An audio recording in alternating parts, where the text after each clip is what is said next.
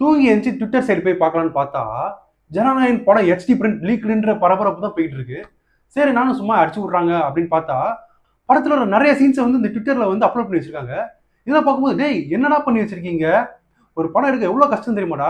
Already அந்த படம் வந்து சென்சார் சர்டிஃபிகேட் தராமல் பொங்கலுக்கு ரிலீஸ் ஆக வேண்டிய படம் வந்து இன்னும் அஃபிஷியல் ரிலீஸ் டேட் கிடைக்காம வந்து தவிச்சிட்டு இருக்கிறத பார்த்துருப்போம். இந்த பிரச்சனைலாம் பத்தாதுன்ட்டு ஜனநாயக படத்தோட பிரிண்டே லீக் பண்ணி வச்சிருக்கீங்க படம் ரிலீஸ் ஆகிறதுக்கு முன்னாடி. இதில் எவ்வளோ பெரிய கொடுமையான விஷயம் தெரியுமா. ஆல்ரெடி அந்த மனுஷனை எலெக்ஷன் டைம் முன்னிட்டு வந்து ஏகப்பட்ட இடத்துல ப்ரெஷர் பண்ணிட்டு இருக்காங்க. இதுல எரியிற தீயில எண்ணெய் ஊத்துற மாதிரி இப்ப நடந்த சம்பவம் சொல்லலாம். இந்த படத்துக்காக கோடிக்கணக்காக இன்வெஸ்ட் பண்ண ப்ரொடியூசர் ஒரு பக்கம் இருக்கட்டும், படத்தோட actor, director, other actors, technicians, music director, stunt director, editor, choreographer, இந்த மாதிரி ஒரு 1000 பேரோட உழைப்பா சேர்ந்தது தானே ஒரு படமா வருது.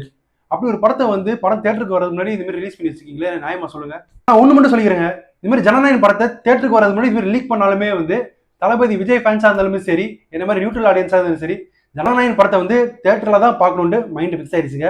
ஸோ இது மாதிரி எவ்வளோ டெக்காலிட்டி வேலை காமிச்சாலுமே எங்ககிட்ட உங்க பருப்பு வேகாதுங்க. அண்ட் இந்த மாதிரி பிரச்சனை எல்லாம் பண்றதுனால வந்து எலெக்ஷன் முன்னாடி தளபதி வந்து உடஞ்சு உட்காந்துருவாங்கன்னு நினைக்காதீங்க.